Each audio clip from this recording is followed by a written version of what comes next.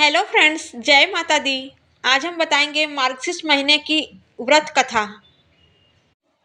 यह व्रत पूजा करने से माता लक्ष्मी प्रसन्न होती है तथा सुख शांति एवं धन संपत्ति प्राप्त होती है। यह व्रत करने वाले स्त्री तथा पुरुष दोनों मन से स्वस्थ एवं आनंदमय होने चाहिए। इस व्रत को किसी भी महीने के प्रथम गुरुवार बृहस्पतिवार से शुरू कर सकते हैं। विधि नियम अनुसार हर गुरुवार को महालक्ष्मी व्रत करें। श्री महालक्ष्मी की व्रत कथा पढ़ें। लगातार 8 गुरुवार को व्रत पालन करने पर अंतिम गुरुवार को समापन करें। यह व्रत आप पूर्णिमा से स्टार्ट कर सकते हैं या फिर अमावस से स्टार्ट कर सकते हैं। पूर्णिमा से शुरुआत कई लोग कई जगह पर पूर्णिमा से इसकी शुरुआत करते हैं, कई लोग अमावस्या से शुरुआत करते हैं। हर जगह का अपना अपना नियम है। अगर 2 महीना आप व्रत करते हैं या पूजा करते हैं तो 8 गुरुवार को व्रत का पालन करें। अगर आप 4 गुरुवार को करते हैं तो अंतिम गुरुवार को व्रत का समापन करें। वैसे यह व्रत पूजा पूरे वर्ष भर भी कर सकते हैं। पूरे वर्ष भर हर गुरुवार के देवी की प्रतिमा या फोटो के सामने बैठकर व्रत कथा को पढ़ें। अगहन महीना को मार्गशीर्ष महीना भी कहा जाता है। इसमें धन की देवी माता लक्ष्मी का पूजन किया जाता है, साथ ही श्री हरि विष्णु का पूजन किया जाता है। ये पूजा एक बार करते हैं तो वापस छोड़ी नहीं जाती है।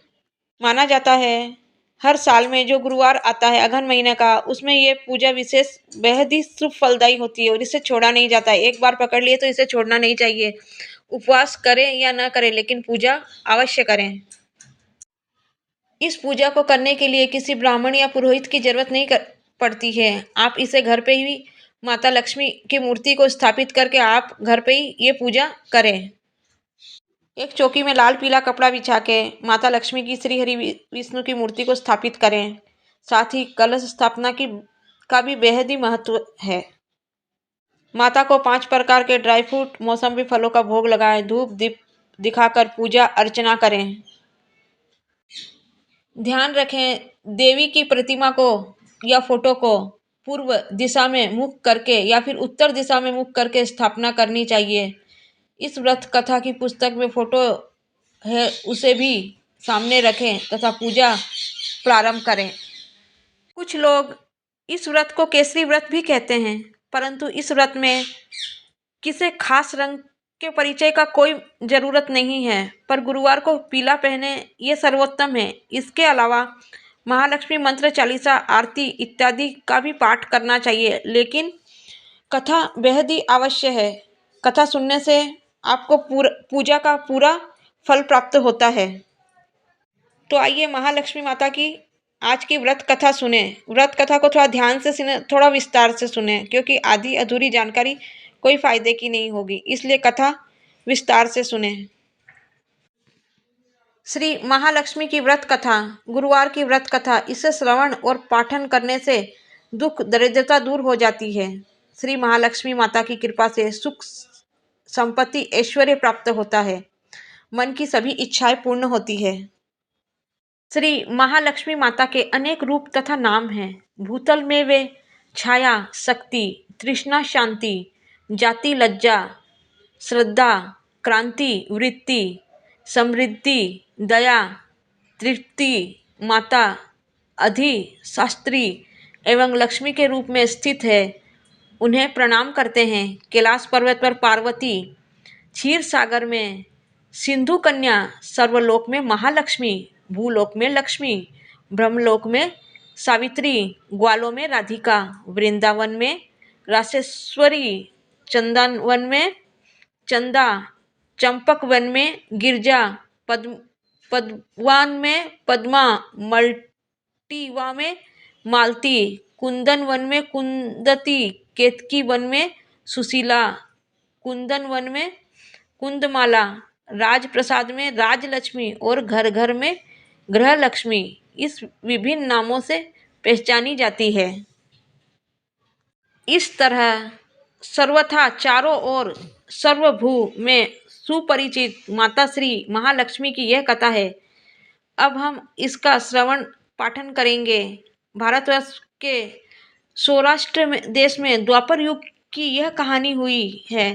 सौराष्ट्र में उस समय भाद्रश्रवा नाम के राजा थे। वे बड़ी पराक्रमी थे। 4 वेद, 6 शास्त्र, 18 पुराणों का उन्हें ज्ञान था।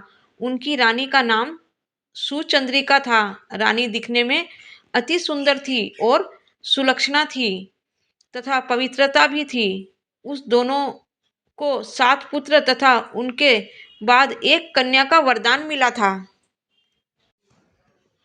एक बार महालक्ष्मी के मन में आया कि जाकर उस राजा के राजमहल में रहे, इससे राजा को दुगनी धन दौलत की प्राप्ति होगी और वह इस धन दौलत को अपनी प्रजा और सुख दे पाएगा। गरीब के घर अगर रहे, उसे धन दौलत प्राप्त हो तो वह स्वार्थी की तरह केवल अपने ही ऊपर खर्च करेगा। यह सोचकर श्री महालक्ष्मी ने बूढ़ी ब्राह्मणी का रूप, स्त्री का रूप धारण किया। हाथ में लाठी लिए लाठी के सहारे रानी के द्वार तक पहुंची। यद्यपि उन्होंने बूढ़ी औरत का रूप धारण किया था, पर उनके चेहरे पर देवी का तेज था। उन्हें देखकर ही एक दासी सामने आई। उनसे कहा, क्या नाम है आपका? बूढ़ी ब्राह्मणी का रूप धारण किए माता लक्ष्मी ने कहा, बालिके, मेरा नाम कमला है। मेरे पति का नाम भुवनेश है। हम द्वारिका में रहते हैं। तुम्हारी रानी पिछले जन्मों में से एक वेश्य की पत्नी थी। वह वेश्य गरीब था। दरिद्र के कारण हर रोज घर में झगड़े होने शुरू हो गए थे तथा उसका पति रोज उसे मारता था।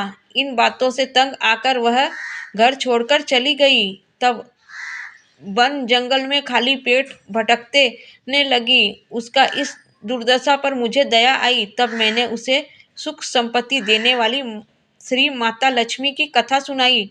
मेरे कहने पर उसने श्री माता लक्ष्मी का व्रत किया।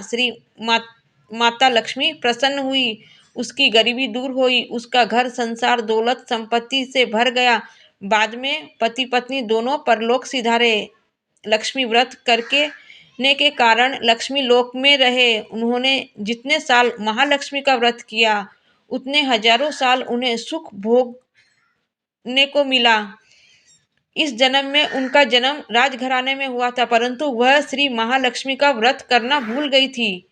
इसे यह याद दिलाने के लिए आई हूँ। बुढ़िया की बातें सुनकर दासी ने उन्हें प्रणाम किया था तथा महालक्ष्मी व्रत किस तरह किया जाए इस बारे में पूछना शुरू कर दिया था। बुढ़िया का रूप धारण किए हुए श्री महालक्ष्मी माता ने दासी को पूजा की विधि तथा महिमा बताई। इसके बाद वह दासी माता को प्रणाम कर रानी को बताने अंदर चली गई। राज वैभव में रहते हुए भी रानी को अपने ऐश्वर्य का बहुत घमंड आ गया था।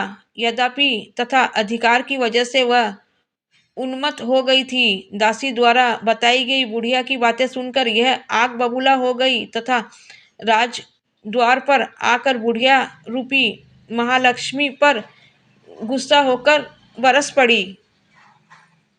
उसे ये मालूम नहीं था कि माता लक्ष्मी बुढ़िया का रूप धारण किए द्वार पर आई है, परंतु रानी का इस कदर रूखा बर्ताव तथा अनादर देखकर माता ने वहां से ठहरना ठीक नहीं समझा। वे वहां से चल पड़ी। राह में उन्हें राजकुमारी श्यामबाला मिली। उन्होंने श्यामबाला को सारी बात बताई। श्यामबाला ने अपनी और महालक्ष्मी माता को क्षमा मांगी। माता को उस पर दया आई। उन्होंने श्यामबाला को श्री महालक्ष्मी व्रत के बारे में बताया। उस दिन अघन मार्गशीर्ष माह का पहला गुरुवार था। श्यामबाला ने परम श्रद्धा से श्री माता लक्ष्मी का व्रत रखा, पूजन किया। फलस्वरूप राजा सिद्धेश्वर के सुपुत्र मालधार से उसका विवाह हुआ। वह धन दौलत से, ऐश्वर्य वैभव से मालामाल हो गई। पति के साथ ससुराल में आनंद से दिन बिताने लगी। उधर श्री महालक्ष्मी रानी का प्रकोप हुआ। फलस्वरूप राजा भाद्रश्वा का राज्य एवं कारोबार नष्ट हो गया। यहाँ तक कि खाने के भी लाले पड़ गए। ऐसी हालत में एक दिन रानी ने राजा से निवेदन किया, हमारा दामाद इतना बड़ा धनवान है, ऐश्वर्यशाली है, क्यों न उसके पास जाएं, अपना हालचाल बताएं उसे, वह जरूर हमारी मदद करेगा। इस बात पर राजा भाद्रश्वा दामाद के पास रवाना हुए। राज्य में पहुंचकर एक तालाब के किनारे थोड़ी सी विश्राम लेने के लिए ठहरे तालाब से पानी लेने आते जाते दासियों ने उन्हें पूछा। जब उन्हें यह मालूम हुआ कि वे रानी श्यामबाला के पिता हैं तो वे दौड़ते हुए जाकर उन्होंने रानी को सारी बात बताई। रानी ने दासी के साथ राज परिधान भेजकर बड़े ठाट से उनका स्वागत तथा आदर सत्कार किया, खान पान करवाया। जब वे लौटने लगे तो सोने की मोहरे से भरा हुआ कलश दिया। राजा भाद्रवा जब वापस लौटे तो उन्होंने देखकर रानी सुचंद्रिका खुश हुई। राजा भाद्रवा जब वापस लौटे तो उन्होंने देखकर रानी सुचंद्रिका बड़ी खुश हुई। उन्होंने सोने की मोहरे से भरे घड़े का मुंह खोला, पर हाय हे भगवान, घड़े में धन के बदले कोयले मिले। ये सब श्री महालक्ष्मी के प्रकोप की वजह से हुआ। इस प्रकार दुर्दशा में और कई दिन बिताने पड़ गए। इस बार रानी स्वयं अपनी कन्या के पास पहुंच गई। वह उस दिन अघन माह का अंतिम गुरुवार था। श्यामबाला ने श्री महालक्ष्मी का व्रत किया, पूजा की, अपनी माता से भी व्रत करवाया। उसके बाद रानी अपने घर आई। श्री महालक्ष्मी का व्रत करने पर उसे फिर से अपनी राजपाट व धन दौलत ऐश्वर्य प्राप्त हुआ। वह फिर से सुख शांति आनंदमय जीवन व्यतीत करने लगी। कुछ दिनों बाद राजकन्या श्यामबाला अपने पति के घर आई। उसे अपने घर देखकर सुचंद्रिका को पुरानी बातें याद आ गई। यहाँ की श्यामबाला ने अपने पिता को घड़ा भर कोयला दिया था और उसे तो कुछ भी नहीं दिया। इसी कारण श्यामबाला को पिता के घर आने पर उसका कोई आदर सत्कार आतिथ्य नहीं हुआ, बल्कि अनादर हुआ। पर उसने इस बात का बुरा नहीं माना। अपने घर पर लौटते समय उसने पिता के घर से थोड़ा नमक लिया और अपने घर लौटने समय उसके पति ने पूछा, अपने मायके से क्या लाई हो? पर उस पर उसने जवाब दिया, वहाँ का सार लाई हूँ। पति ने पूछा, इसका क्या मतलब हुआ? श्यामबाला ने कहा, थोड़ा धीरज रखें, सब कुछ मालूम हो जाएगा।